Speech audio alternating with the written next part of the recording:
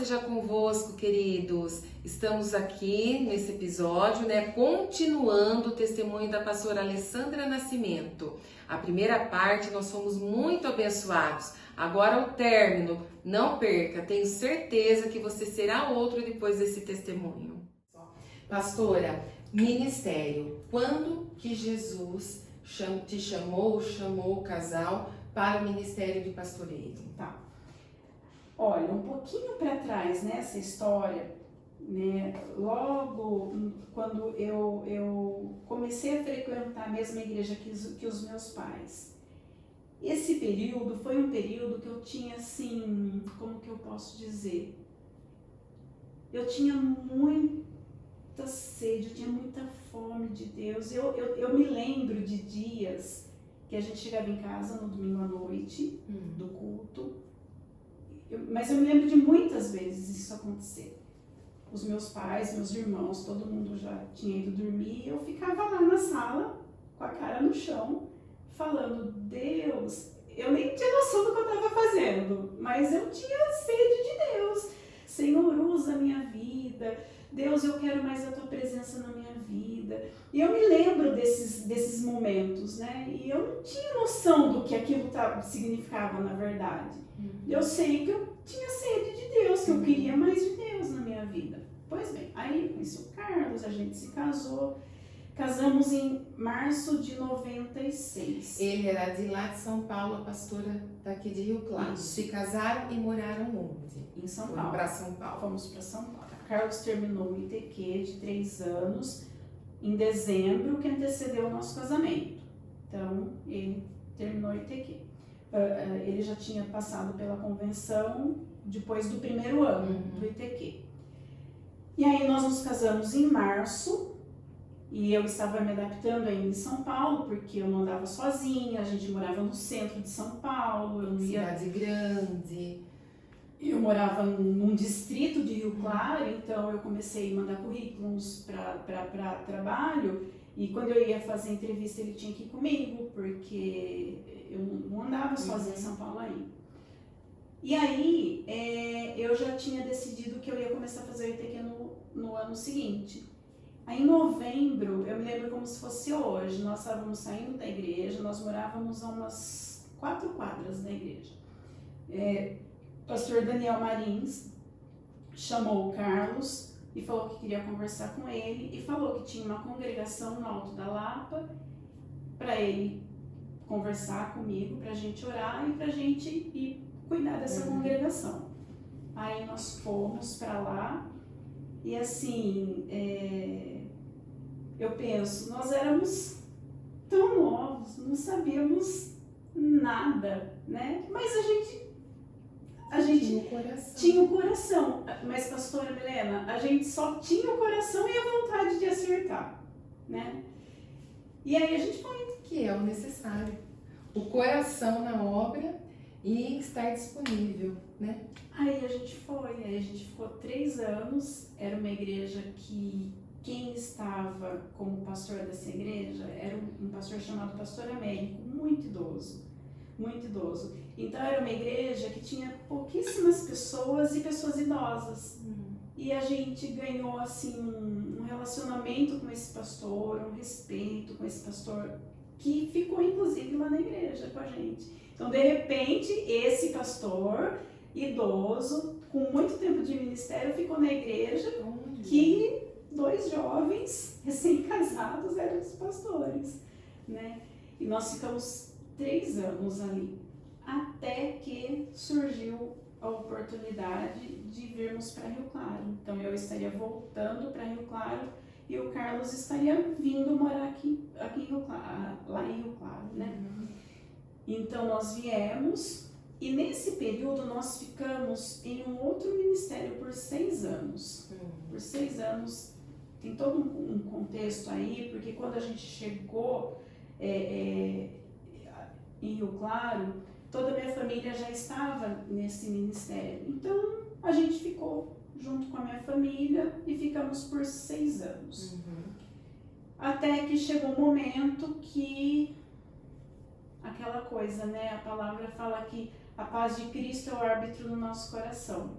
e a gente começou a sentir alguma coisa, e aí nós conversamos. Eu me lembro que um dia a gente chegou em casa, um domingo à noite, a gente foi deitar, e antes de dormir a gente estava conversando, e a gente entendeu que a gente estava pensando e sentindo a mesma coisa, e depois de conversar com duas pessoas que nós fomos nos aconselhar com elas, pessoas mais maduras, né? E essas pessoas eram o pastor Reinaldi e o pastor Nelson. Nós marcamos um domingo, fomos lá em Campinas e passamos o dia com ele e com a pastora Maria e conversamos. Olha, nós estamos vivendo isso, nosso coração está assim, e o conselho de ambos foi para que a gente retornasse para a igreja do Evangelho Quadrangular, e na ocasião foi citado a igreja do pastor Toninho em Ipeúna. Nós fomos conhecer a igreja do pastor Toninho em Ipeúna, nos apaixonamos e lá ficamos. Eu não me lembro agora se por 4 ou 6 anos. Ficamos lá até que um dia ele chamou o Carlos, da mesma forma que o pastor Daniel Marins chamou o Carlos anteriormente. E lá na igreja, nesse período que a gente ficou em Ipeúna, a gente trabalhou, o Carlos estava envolvido com missões, eu sempre na área de ensino. E aí o pastor Toninho falou a respeito de uma igreja, a igreja de Tanquinho. Eu não conhecia Tanquinho, nunca tinha ido a Tanquinho.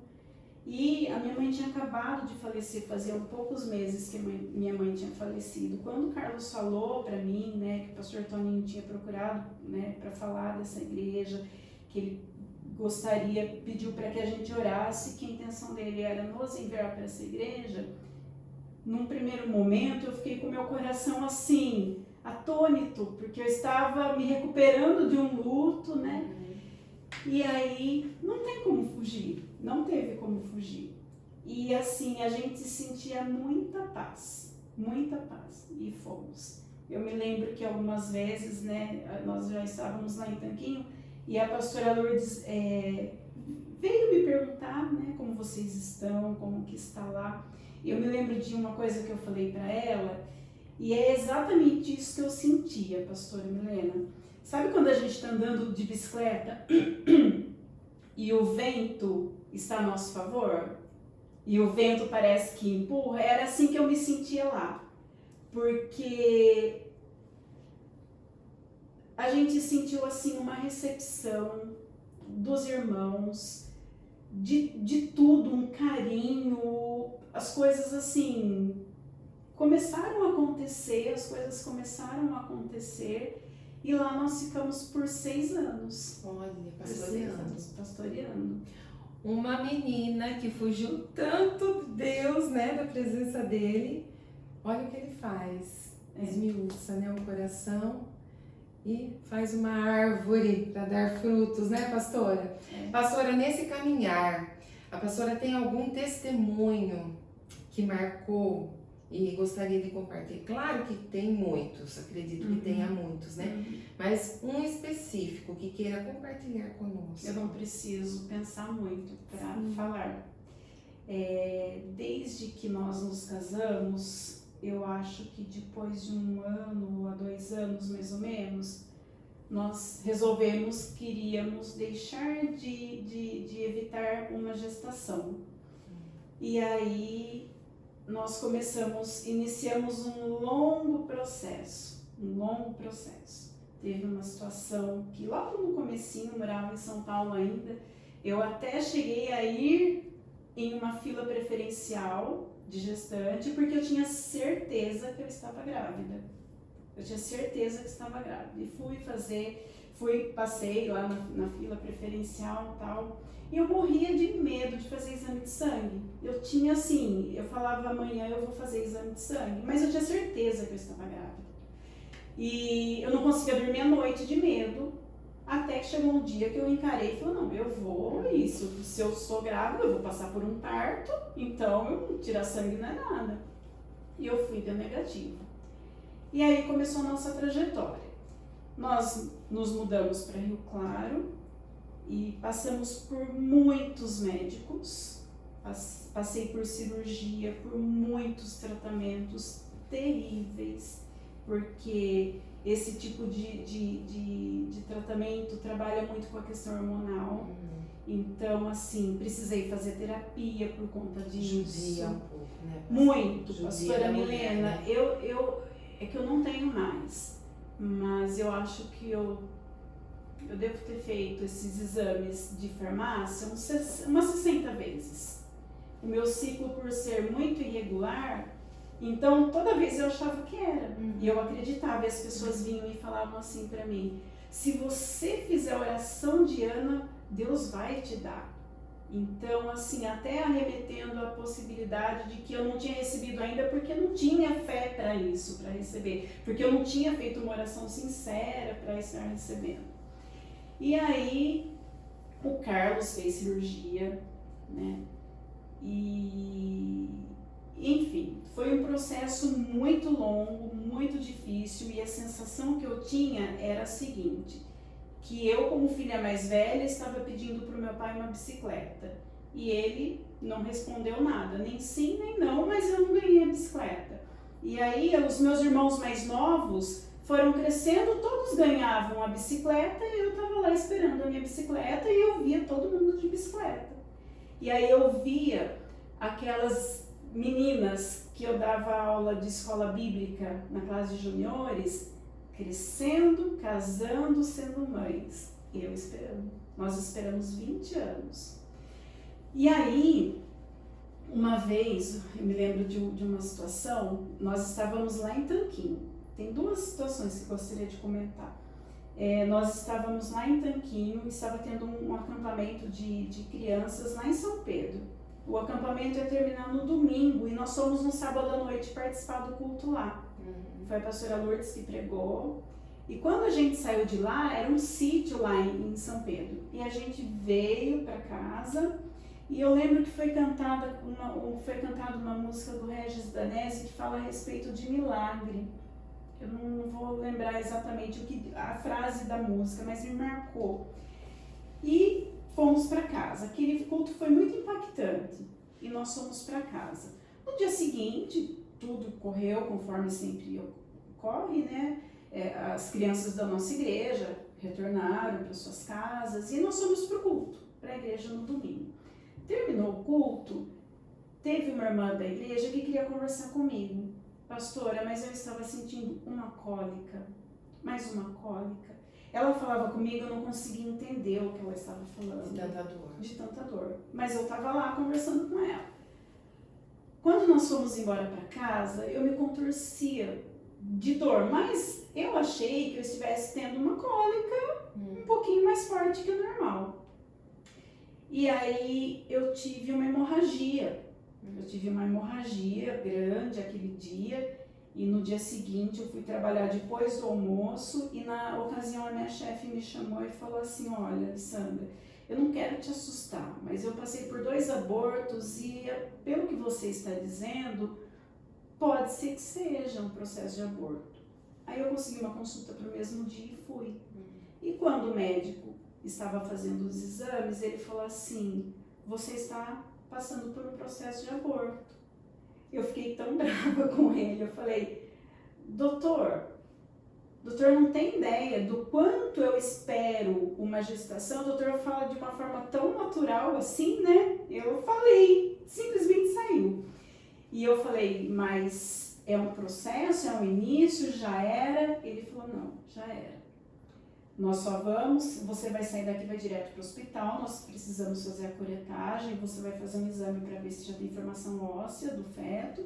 Se não tem, a gente faz um procedimento. Se já tem, o procedimento é diferente. Ok, já fui, fiquei internada para fazer o procedimento, só que para administrar isso foi muito difícil, porque eu estava grávida de 8 a 10 semanas e nem sabia que estava grávida.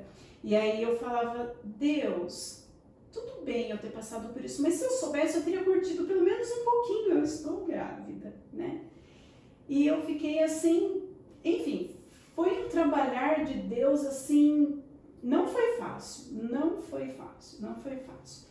E os irmãos lá na igreja, lá em Tanquinho, eles foram tão acolhedores, mas Nesse período, vocês estavam em Tanquinho. Em Tanquinho. Pastoreando. Pastoreando em Tanquinho. E assim, eles foram muito acolhedores, mas assim, eu não tenho nem palavras para dizer o tanto que cuidaram.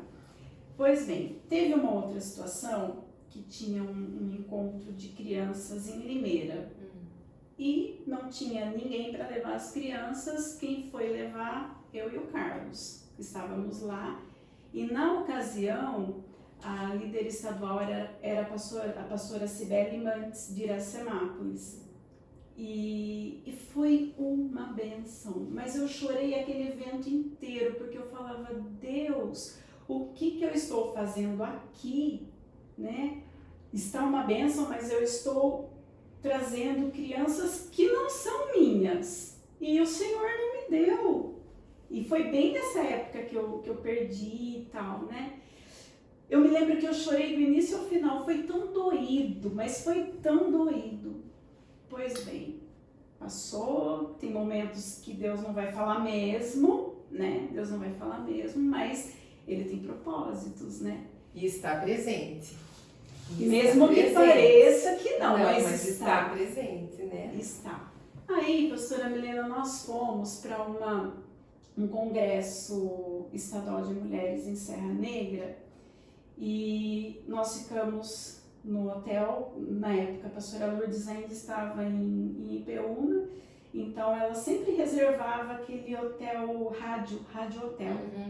E eu fiquei no quarto junto com, hoje ela é pastora Maria, ela é lá de Pirassununga, é uma senhora já, uma mulher de Deus assim, que a gente tem um carinho do tamanho da lua por ela. E na época ela era a irmã Maria, né? Ela era obreira há muito tempo já e eu fiquei junto com ela no quarto. E aí no momento livre lá do congresso, eu fui no stand e de onde estava vendendo os livros, tal, e eu bati o olho num livro de capa verde, um livro fininho chamado Infertilidade. Eu peguei o livro, comecei a ler o esboço, assim, eu quase comecei a chorar. Já comprei o livro, fomos pro hotel, eu li quase o livro todo naquele hotel, à noite. Eu fui dormir muito tarde lendo aquele livro. E aquele livro relata a história de uma mulher, uma irmã americana que viveu a mesma situação que eu estava vivendo. Ela citava no livro os remédios que eu havia tomado, os exames dolorosos que eu havia feito, as terapias, a parte emocional, enfim. Aí eu comecei a devorar aquele livro, devorar. E a experiência dela foi o seguinte, que teve um dia que ela levantou de madrugada, estava muito frio, foi a experiência dela. E aí Deus falou com ela, ela saiu para caminhar no meio da noite, porque ela estava muito amargurada por conta dessa questão da infertilidade. E Deus falou com ela a respeito daquela palavra de Davi, quando ele desejou tomar aquela água.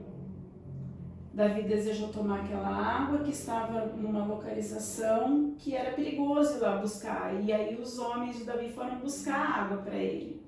E ele não se sentiu digno de tomar aquela água. Ele joga a água. Aquilo veio no meu coração de uma forma arrebatadora. E eu falei, Deus, eu abro mão, eu entrego. Eu abro mão, eu entrego. E naquela circunstância eu entreguei.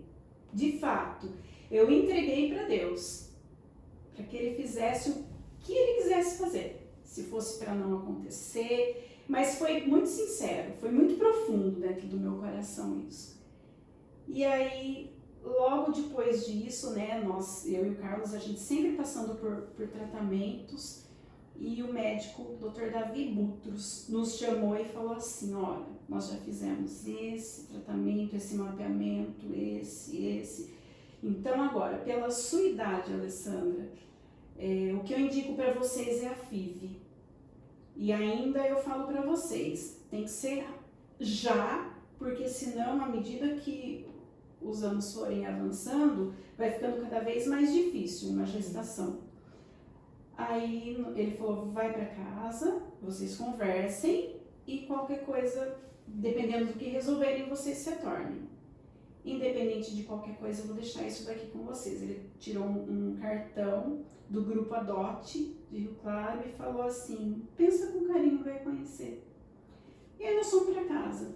E esse processo foi tão doloroso pra gente, tão doloroso, que a gente resolveu que a gente não ia mais fazer fertilização, até porque é um processo que é muito comum a mulher fazer várias tentativas e perder. Eu tenho amigas que fizeram e perdeu várias vezes. E aí a gente conversou e Deus foi direcionando com paz, e a gente procurou o grupo Adote e a gente resolveu então que nós íamos entrar com o processo. E aí nós entramos com o processo, ficamos na fila por um tempo e nasceu o nosso filho depois de 22 anos. Olha. Então, assim, eu conto como um testemunho porque às vezes eu escuto assim: ah, mas você não vai ter o seu? Eu já tenho o meu. E assim, eu me sinto mãe, eu me sinto plena. E se qualquer pessoa falasse pra mim assim: olha, você gostaria de ficar grávida nesse momento, mas de forma muito tranquila? Não, porque eu já tenho o meu filho. E assim, é algo, nós já temos o nosso filho, a nossa família. E, enfim, os detalhes que envolvem essa história são tão lindos que hoje a gente vê o porquê de muita coisa. Se Deus falasse lá naquele evento em Limeira, eu não ia entender nada. Se Deus falasse lá naquela situação que eu perdi o bebê, que eu tive aquele processo de aborto, eu também não ia entender. Hoje eu entendo que tinha que ter sido o Mateus. Deus se preparou, foi um processo, né, pastor? Foi um processo. E o dia que a gente foi lá pro fórum para conhecer ele, no caminho nós falamos assim, né, eu e o Carlos um pro outro: nós estamos indo, não é para fazer uma tentativa, da nossa parte nós estamos indo para conhecer o nosso filho, não tem 0% de possibilidade de não dar certo por nós, né? E graças a Deus, vocês conhecem. O Mateus, Mateus. Que Deus tinha propósito, né? Tem propósito na vida de vocês, na vida do Mateus e na sua vida que está nos assistindo. Deus tem propósito, Deus tem planos. Muitas vezes a gente não entende agora, mas lá na frente entende. Sim. Porque tem que passar pelo processo, né, pastora? Que lindo, viu? Muito bonito. Pastora, um versículo que marcou a sua vida. Olha, são muitos, né? Mas tem um que tem estado no meu coração já tem um bom tempo. Hebreus capítulo 11, verso 1. E nós vamos ler. E o Mateus é uma bênção. Já se batizou, é um menino de Deus. Grandes coisas irá fazer na vida dele. E vocês são aqueles que estão plantando a sementinha no coraçãozinho dele, né? Hebreus 11:1 diz assim: ora, a fé é a certeza de coisas que se esperam, a convicção de fatos que não se veem. Quer comentar sobre ele? Tem uma canção que eu aprendi desde que eu era solteira, que a letra da canção é Hebreus 11:1, né? Que retrata que a fé é a certeza de coisas que se esperam como se já fossem. Então tem momentos na nossa vida que a espera, o silêncio, só parece, né, que nada está acontecendo, mas Deus está trabalhando. E a Bíblia também fala que sem fé é impossível agradar a Deus. E eu me lembro que uma vez a pastora Lourdes comentou o seguinte: o milagre, ele é gerado, né? E a fé faz o sobrenatural romper e o milagre acontecer. Então, que nós tenhamos fé. Eu tenho isso no meu coração. Deus, onde falta fé, acrescenta minha fé. Acrescenta. E essa é a palavra dele, né? Não muda, não. Ele não muda na sua palavra. A palavra de Deus, ela é fiel e ele tem sido fiel. Então, é uma palavra pastora que tem sido muito, assim, que eu tenho me apegado muito a ela, né? Independente de qualquer coisa, né? A minha parte é crer. Amém, amém. Pastora, muito obrigada, viu? Nós fomos ricamente abençoados e logo estará de volta para compartilhar conosco mais bênçãos, mais testemunhos. Deus abençoe e Deus abençoe a você também que está nos assistindo.